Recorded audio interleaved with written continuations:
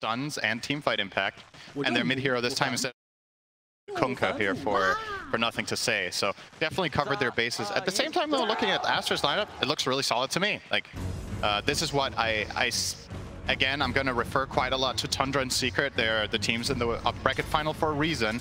This is the kind of style, not necessarily the exact heroes, but the style that they have been drafting a lot.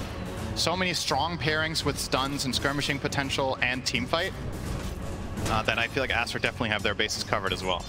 And I think we probably learned this a long time ago, but Aster in the last game not rattled very easily.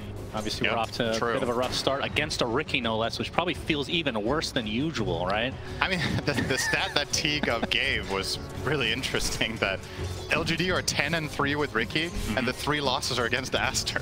Yeah, it's like literally the only team that they can't seem to beat with it. So, I mean, it's understandable that they like drafting it, but yeah, maybe it's a thorn in their side. Maybe if we get a game 3, they'll pick it again because they're like, it can't be. We can't beat this team. Fool me once. Well, that would be number 4 then, in theory. The third time wasn't the charm either, so you're kind of running out of sayings at this point. 4th time's a clover. Ame is playing a more traditional carry, as you said, in the Terrorblade, so we'll see how PSG.LGS are able to try to withstand another 0-1 deficit in a series on the same day. I mean, we talked about the fact that obviously they have the willpower and the know-how to come back from situations like this, but at a certain point it's got to be exhausting doing that in the same day, surely. I mean, it's a grand total of maximum 6 games. I feel like it's less about the amount of games and more about the intensity. Yeah. I mean, I understand that, but I think these players, again, LGD are a very, very experienced squad that have been in positions like this before. Oh, actually, pretty good damage down bottom onto XXS. Scatter is there. First blood goes the way of Y. Never even went for the spear, just held it and ends up getting killed. Y with the snap part getting that first blood. Curious to see what he spends the gold on. I think Terrorblade sometimes would like to play with, let's say, a Basilius that you could buy. On a 5, when you get the first blood, it's very tempting to buy boots, but a lot of the time there's some sort of aura or whatever you can buy for your teammate that's really powerful. Maybe a buckler could be an interesting choice for a Y as well against that Mars. I guess Terrorblade isn't the best carry to benefit from it, so maybe Headdress would do more there. Looks like Y will buy neither, and he will go boots. So that was a good monologue for no reason. He's going to buy boots. That's your career in a nutshell, there they go. Would say. Very good monologue. Nothing burger, as it were. Okay, that's a bit toxic. Sorry about that. I'm just kidding. But not really. But mid lane, Ori playing Alina, and nothing to say on the Kunkka. How does this matchup typically go? Because normally Kunkka is like a bully against melee heroes, but it is Lina with the very nice attack range and a lot of spam. I think this matchup has gone through different variations. I think there was a time that it was Kunkka favored, and then there was a time that it was clearly Lina favored, and I think now I would still give the edge to Lina. I just think maybe level 5 is where Kunkka can start taking more control with the Tidebringer. Also credit to Ori, he's done a very good job mid dodging those Tidebringers, which, you know, is the way Kunkka usually beats ranged heroes, is by getting consistent Tidebringer hits in to get that win. And maybe there's also something to be said about this matchup in terms of the tower change that we got a while back, right? Where the tower gives regen and armor. I think that helps Lina more than it helps Kunkka here. Just getting that little bit of extra line of defense against Tidebringer spam. Well, try here to see if he can get bottom rune as Tiny ensures top, so no bounty for nothing to say, but it does have a full bottle and almost full health, so didn't lose out on too much value as he already X-marked TP to base. Yeah, I mean, that's the one big value of having Kunkka in the mid lane, or Kunkka in the game in general. The TP out and just refill whoever. TP back as Baboka. Will be TPing himself as the cookie, just a little bit late. As Ame in his meta form at the moment. But looking at the CS between him and the opposing team, 18-6 for Ame this time around. And Monet sitting at 19-12. So a lot of denies in Aster's safe lane. Yeah, and Aster's lane in this case is just going to float, right? They're not trying to kill with the lane they have. Gyro is maxing flat cannon. When you do that, your lane doesn't really kill. It's a 5 Sven. It's going to offer 1 stun and 1 attack, so minimal damage. But what you're doing here is you're making life miserable for the Enigma to the extent that you can. He will find some denies, of course, Faith Beyond with the conversion, but Monet also doing a very good job finding the farm. TP's mid. Yeah. GQ could go for a toss. Be careful, the toss back into the tower. Avalanche to follow. Nothing to say, does have to be careful himself though. Jinq complete out of mana now. Everything on cooldown. Ori looks like he'll be fine. More TP's coming in, this time via Y. Interesting interaction there with the cookie and the storm hammer, but it leads to nobody actually dying. Although lots of damage being applied to Siamese Cat on the old Sven. Yeah, that TP from Sven mid using Warcry immediately on Ori, giving the 6 armor might have been the difference maker there for whether they could pursue that kill or not. And you can see both teams really putting so much emphasis on mid. This is effectively 6 heroes mid minute 5. Both supports from each team made that rotation. That feels really nice, by the way, what they just did. Their arrowing rate is as we're going to see Avalanche in the top lane, but the toss back not within tower range, so Monet is going to be A-okay. But what are your thoughts on Sven as a support? Because we've seen a lot from other teams, like EG was running the crap out of this. Rip to them, obviously. But the amount of armor that you get from this hero, especially once you get the shard and it's just a passive entity, it's kind of unreal. Like when we were reading, like when the patch came out, we're like, is this a typo? Is that real? It is pretty crazy. Sven's downside as a support, obviously, is that is pretty much it, right? He gives armor and he has 1 stun. His other 2 spells are pretty bad when you're playing support. So effectively, you're compromising. You're like giving up the great cleave aspect entirely. Your ult can be sometimes somewhat useful, right? If you're like, maybe it can be the difference between a kill or not, but yeah, for the most part, that's what you offer. So if armor is very good in the game, I think it's incredible, obviously. In this game, the armor component is very good against Terrorblade and Kunkka, but not so much about the rest, right? Snapfire, Tiny, and Enigma have a lot of pure and magical damage. Yeah, they have a lot of mixed damage overall. It's nothing to say TP's into the top lane. That's the X-off. Boat is coming as well. This is looking like a potential kill onto Monet. It's up a nice rocket barrage, but it matters not, as Jinq gets credit for the kill onto Monet. So 2-0 start here for LGD. Yeah. Good spell casting there. Wasted absolutely nothing, got full value out of boat, full value out of the Torrent follow-up, and then the toss for the killing blow there going the way of Jinq. Currently, quick buying energy booster for mana boots on Tiny. We've seen different builds. We've seen phase boots. We've seen Tranquil, Soul Ring in the past. We've seen, I don't think we've really seen Dagger Rush this tournament on 4 Tinies. It's kind of hard to pull off after some of the economy changes that we've had. Energy booster here is definitely one of the more, it's one of the more expensive routes. Kind of costs the same as phase boots, but the idea of phase is that you buy it in a smaller portion and... Laguna lane mid lane. Alright, takes a tumble. So that's the first going away of Aster in this game. Is the solo for Ori. I mean, when you look at the net worth discrepancy between him and Nothing to Say, it was relatively even, and that kill gives them a little extra boost now. Yep. Nothing to Say, looking for this room, but it's going to be Ori's to take. Is only an illusion, though. Jinq. I mean, that's the power of the Tiny. The toss back into the tower, we've seen it a couple times, but not seeing that much core Tiny as much. We see the Agnum Scepter occasionally on the... What position is that? The 3? I mean, if Kataomi is playing it, it's a 4 item. True. But most of the time, I would say mid-Tiny is the one to buy Ags more than the others in this tournament. Yeah, I guess the team playing the most core Tiny has probably been Thunder Awaken. But they play it on every... Looking for the X, but not going to find it on XXS, which is what their target they would have wanted it to be. Instead, it's going to be Baboka. Can he time it? No. So it leads to a kill. Nothing to Say. Relatively happy with the TP, but obviously the Mars would have been the real prize there, for sure. Just to do a natural rotation here, though, now that he's bottom, he can farm the wave and the other heroes can just move off. Terrorblade more than happy to go into the jungle. Now Y is going to find that ward. Cookie away. Let's not get Arena trapped and killed. I think that was a potential kill there from XXS, but would have been, maybe not. 7 sticks and a Fairy Fire on Snap, and she's a strength hero, so probably not enough in the tank there, and would have needed 1 hero on backup, so didn't go for it.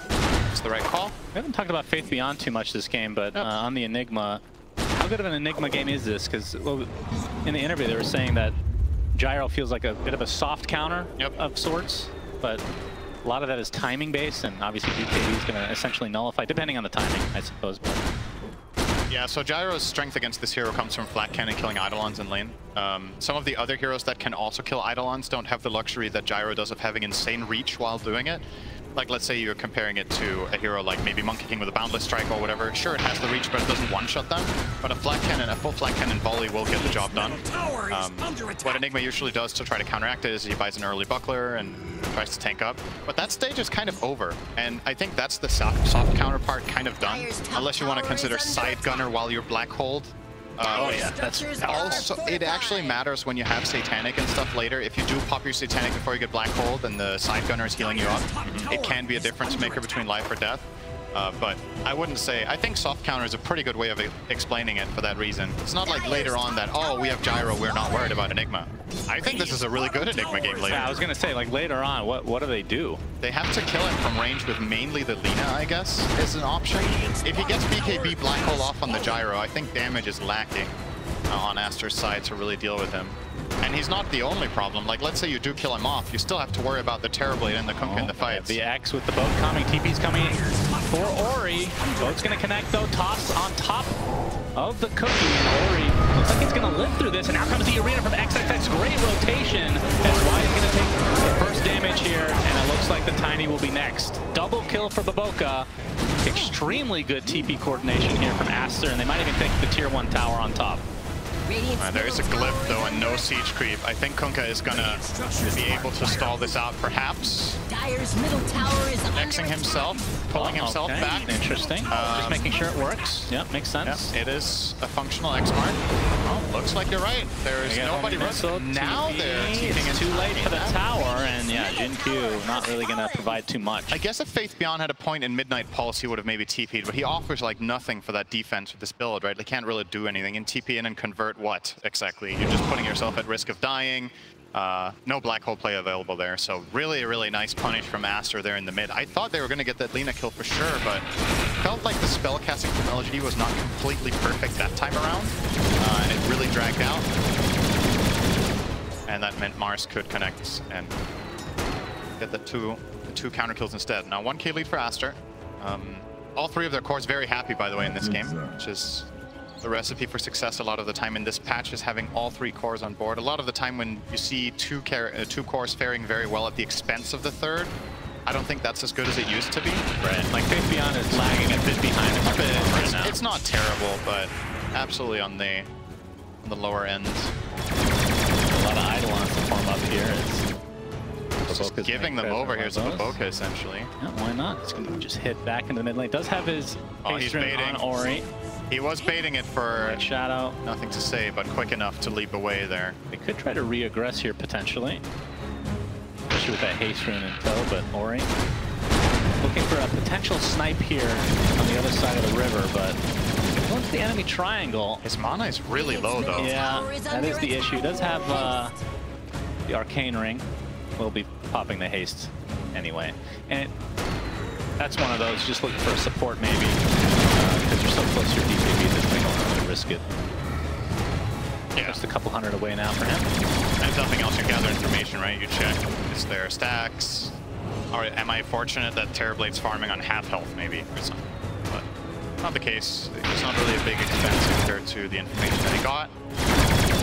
Yeah, 2k lead for Aster, so it's growing slowly as Monet is taking out some ancient stacks now.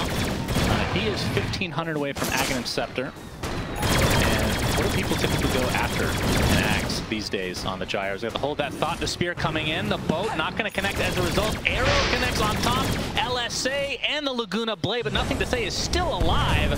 That Rum is very powerful indeed. But the Starstorm coming, he's still staying alive. Finally drops after seemingly forever, and Ori limping away with just a sliver of HP, still the BKB available, but looks like he's going to be fine. His Faith Beyond obviously not with any kind of mobility as of yet. Ori just getting protected here by Siamese Cat. What a good save for Aster to get Lina out of that situation. That looked very dangerous, but they managed to reset and trade 1-for-1, losing Kunkka for the Mirana. I think Aster are happy with that. So you're going to see the replay here. Gets that spear connection onto the tree. Both going out here, obviously crucial for Nothing to Say even having a chance here. He would have been dead twice over almost there. Alright, it's not that good, but he would have been dead. Very dead, Shannon. Yep. LGD fight back immediately. They go and push out mid. Yep, Jin Q, he's going to be taking most of the damage here. The tier 1 tower is going to fall, but it's at the trade of Jin Q. And Aster I didn't know who that benefits. I mean, you're happy with that as LGD. Pretty poor, I guess. You want to get that tower. The fact that they could just run down there and get that done is a really... It looks easy. I think that's a pretty difficult play call to make. There's nothing obvious about that. They don't have the siege creep. The enemy team, sure, they don't have Arena and the Lina BKB, but they still have a pretty strong defensive lineup. You can get like arrowed from the flank. You can get caught by a Mars Blink Spear. Yeah, but they do make the right read there that it is playable. They got the X boat combo again. Moonlight Shadow, though. All does connect. Are they doing this invisibly? No, they have the sentry there. Great play. So a good pick off. Kind of punished there for PSG.LGS. But while this is happening, Monet was continuing to take out Ancients, and he is 3 gold from the Ags. Yeah. So you asked what you get after this. Sometimes you get Daedalus. Sometimes you get BKB.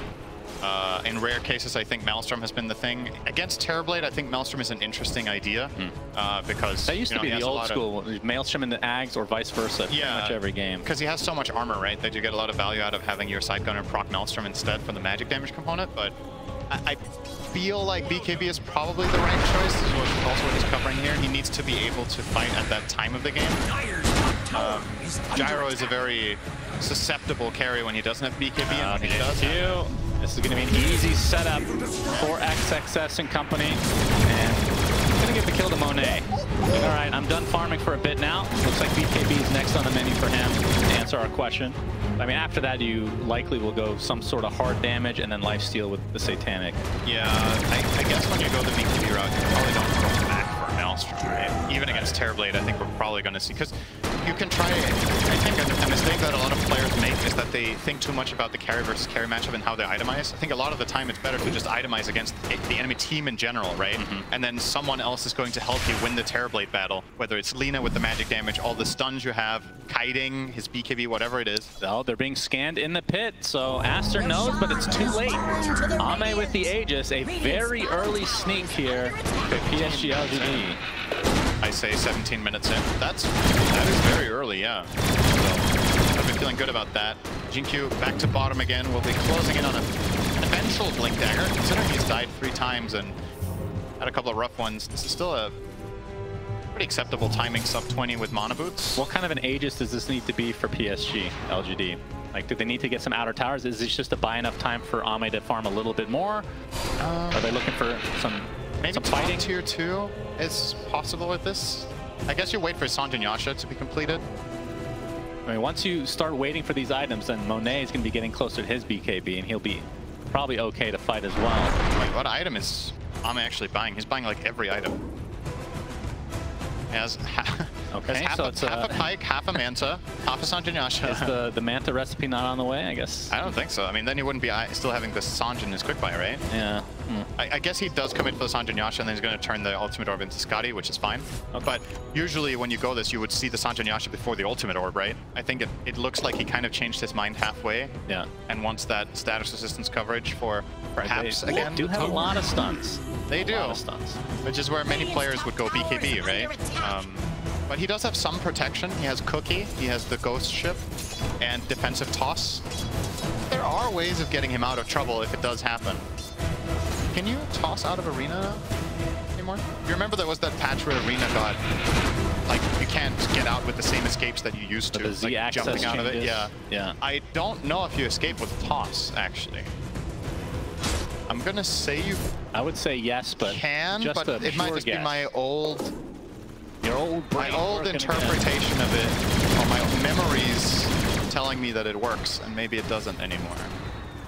We might see that play later and learn something new. Siamese Cat, if he would tank this gank, I think Aster would be very fine with this exchange. He's going to have to use the War Cry.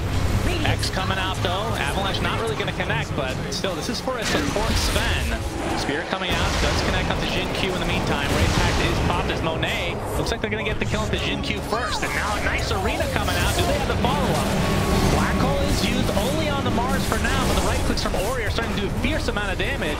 Nothing to say has to BKB TP. He doesn't even want to bother finishing off the support Sven. Now Ame being chased, homing missile on the way, but the buyback from Snapfire. Looks like that'll be enough for Aster to retreat, but great fight for them. Absolutely. They get the Sven caught out, but he doesn't even die. I think the Avalanche was too short range there from Jinkyu. They got the X mark off, but again, the spellcasting from LGD leaves a little bit to be desired. So you're going to see it here. He finds the X mark now out of the Torrent vision, but Avalanche completely wasted. They then pull him into the boat, and now they're going to just toss a creep onto him instead of tossing the Sven back. Yeah. And Jinkyu dies anyway, so... And even by the end of it, they never got the Sven. Yeah, he just ended up not dying and getting Warcry value out. The Black Hole, not great either, as you said, only catches the Mars, and he already has the Arena out. Terrorblade without BKB can't really go and deal damage to the Black Hole target. Just overall, a bit of a mess there from LGD and Aster. Great counterplay. They have the Abatos, and will they? Okay. This time Siamese Cat dies. It's just about a minute later than anticipated. His first death of the game on 5 Sven, 20 minutes in. That is impressive. Feels pretty good. Yeah.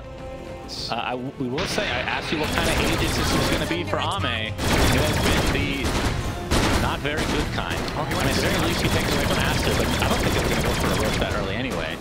So no true value coming out. Yeah, that's true. I mean, if he didn't have ages, maybe they would focus him down in that fight and they just wouldn't ignore him like they kind of were. Yeah, potentially. I also just think naturally the way the fight developed, he wasn't ever really a target with how the Arena was used, with how the Lina spells were used to begin with. But yeah, he does complete the Skadi, so he went away from the Sanjan Yasha, but he still has it in Quick Buy, and now he changed his Quick Buy to BKB. So I feel like over the last 5 minutes, Ame has had the items he's had in Quick Buy is what a lot of players farm in the entire game. He's only bought some of them. Obviously, if he had bought all of the items in Quick Buy, they would probably be 10k gold ahead. So BKB will be the one. He's going to keep the casual Yasha and finish the Skadi, and then very curious what he considers after. And I like the BKB choice because I think you have to have a way of accessing this Arena, right? Like, it's part of the reason Aster are picking the Mars into this game is to deal with that Terrorblade. I think Ame's just struggling. He's having trouble finding impact in the fights, really. Oh, this is pretty scary for PSG.LGD. Aster now smoking up. They have 2 fresh BKBs on their cores. Yep. And if they get the jump, this could be just adding insult to injury for PSG.LGD, who are down 1-0 in this best-of-3 lower bracket. But you can see their spidey senses are tingling. They're grouping up in their own triangle, and looks like they'll dodge most of it here. Faith Although Beyond. Vision now, yeah, Faith Beyond might take the brunt here. Arrow coming, not even needed. But counter initiation, Jinkyu gets a nice toss-up, but that's the BKB from Monet, used defensively. Fly back down to Faith Beyond. Doesn't have any way to get inside the battle easily, though.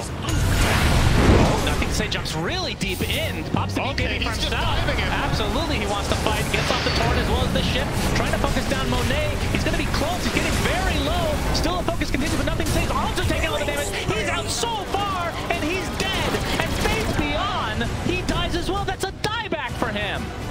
Now the toss back from Jinkyu. Can they get the Lina? Ori, they need to get something out of this. Little Shredder is enough. It's going to cost Y his life, but certainly worth it. But now Ame, he's only here with Jinkyu. And they do enough to take him out here. He's trying to get kited here, but there's the Abatos from Jinkyu. Spear out. Ame with a sliver of HP. They find the gyro finally, as XXS has to BKB teleport away.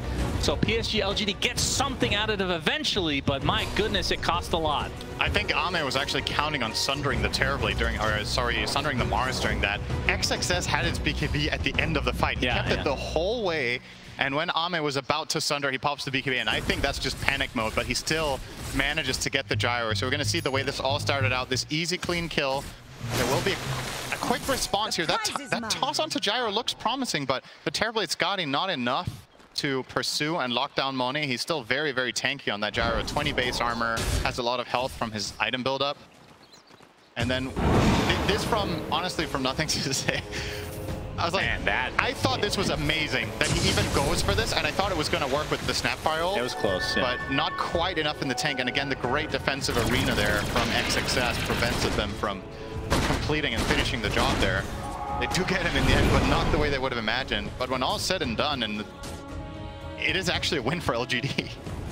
Overall, despite buying back Enigma, they claw back some of that net worth advantage that Aster had. The kill on gyro was just that big that they end up finding here. And fortifications pop for the tier 2 bot, but looks like Aster is likely to get this for free once this wave connects. I wonder what they're going to do now, because you can chill a little bit as Aster and start working up some more damage on your gyro. Obviously, he was very survivable that last fight. His damage is nothing to write home about right now. When you go Axe, BKB, Falcon Blade, you have so much net worth, but so little physical damage. And now he's going to build into that Daedalus, which is pretty standard. Despite playing against Terrorblade, who has a bajillion armor, you still buy it to kill the rest of his team. Maybe you get the Crystallis, and then you start looking at contesting Roche, because that will be the next point of contention in the game. Minute and a half away.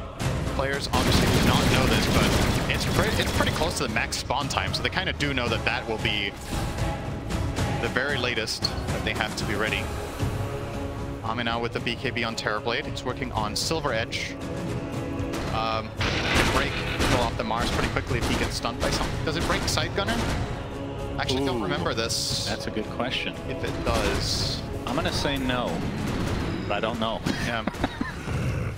I feel like we knew this before. We've talked about this, but you know, we don't listen to each other, so... No, so the thing about Dota is that there's things that you take for granted and you remember because they were a specific way for either for a very long time or for a specific time that you remember very clearly.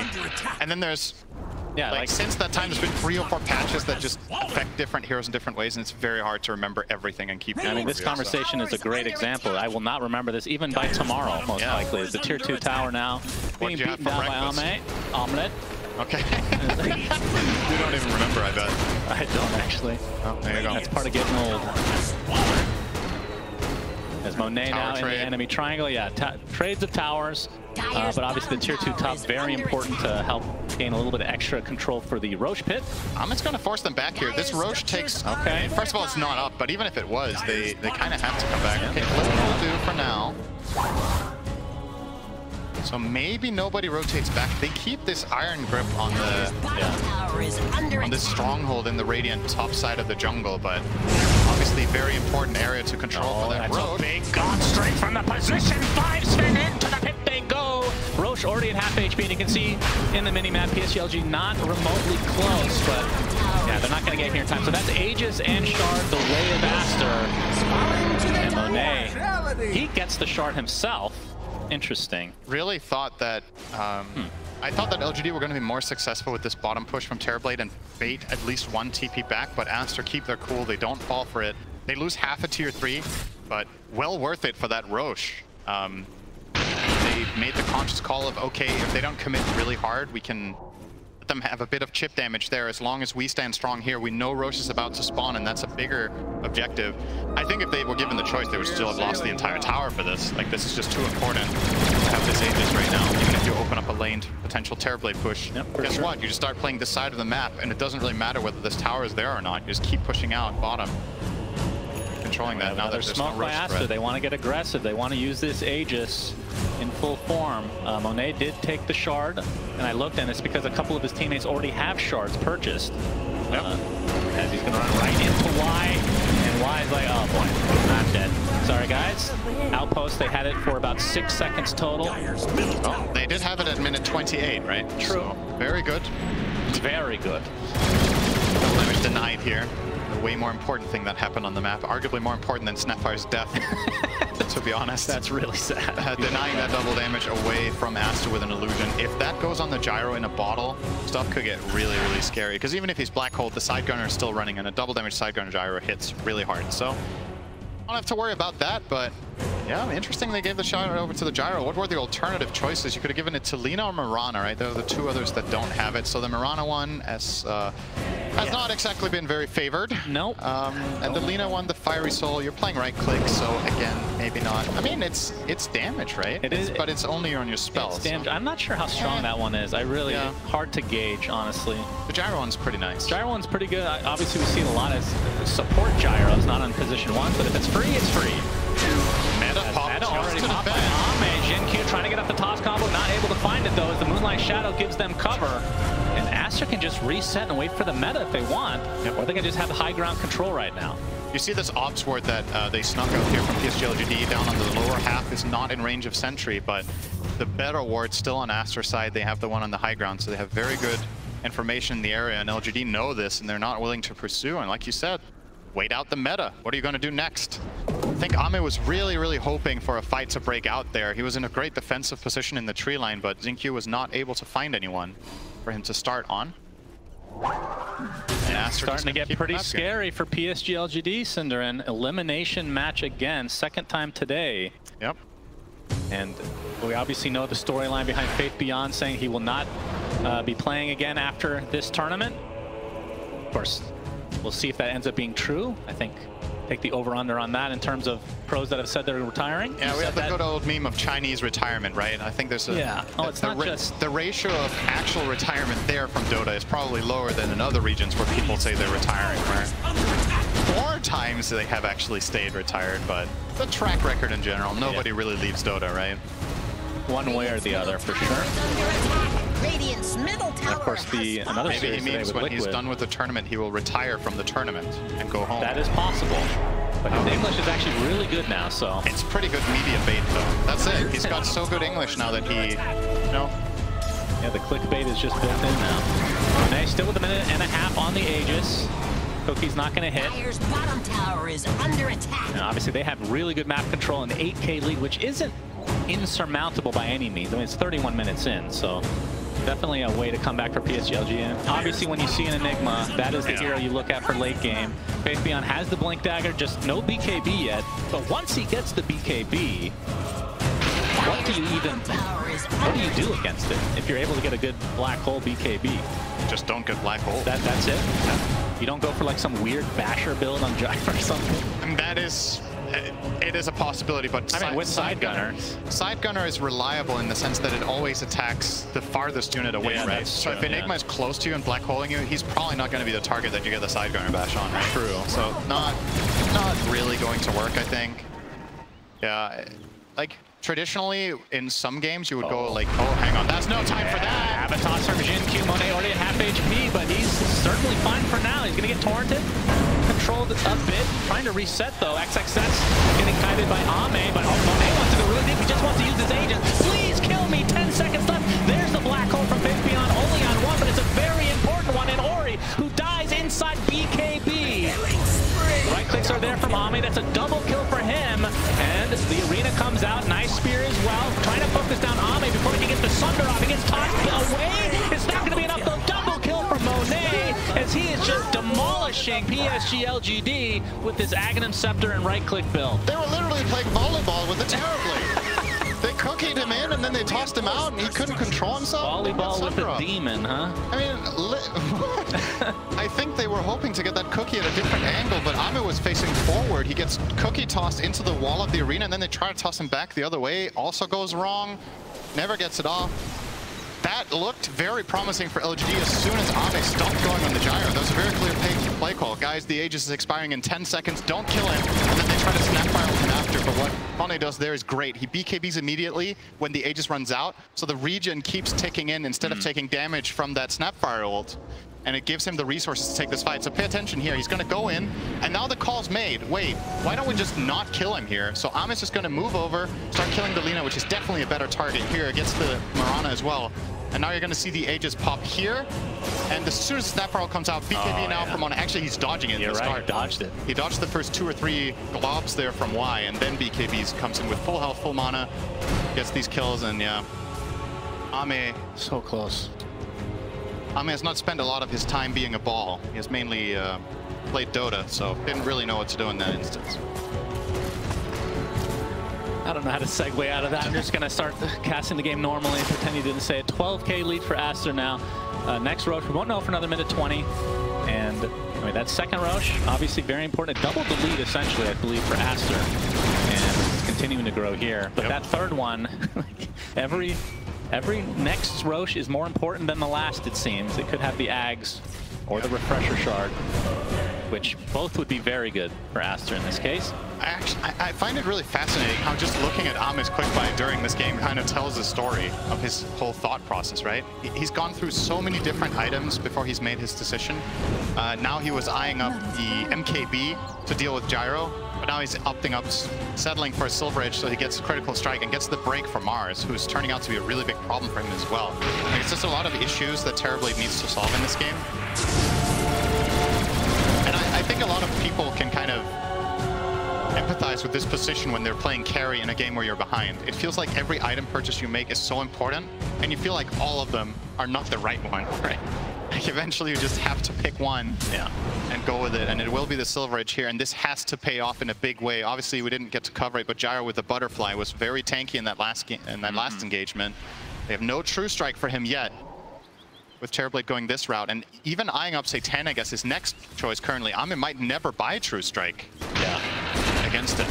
Well, we'll see how the next fight goes and see if he changes his mind. As Monet is 3,700 into a Satanic. And actually, I didn't even realize he didn't bother finishing the Daedalus. It's just a casual Crystallis.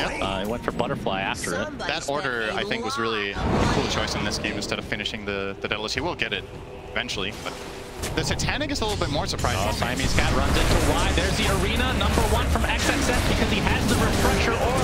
They're going to delete Jin Q to start this fight, and they find the Snapfire as well. So 2 very important supports down for PSG.LGS. Ame, he's waiting in the wings, but they see it thanks to the Sentry. There's the Refresher Orb. Has the arena, but doesn't want to use it because of the BKB. They're actually kiting him pretty well. Feels like a wasted BKB from Ame in the end, but there's the arena, not quite in range, but nothing to say, forced to pop his BKB. Look out for the black hole here! But there's the tidal wave, bringing Monet into the black hole! Are you serious? What a combo! And Monet trying to right-click a bit, but his right-click from Ame are too much! Double kill for Ame, but Ori going to town on Faith Beyond. Ends up being a 3-for-1, but now the buyback's onto Siamese Cat. Ame has to try to reset.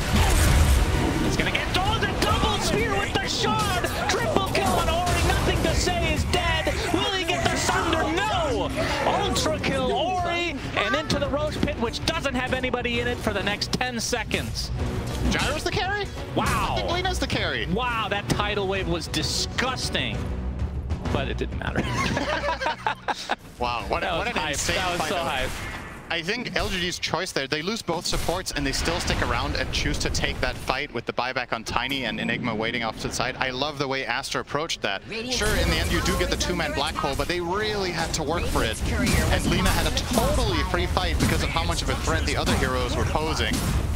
And he just ends up cleaning house. Ori now with his back-to-back Lina games has really made work with this hero, and this will be the first lane of barracks most likely.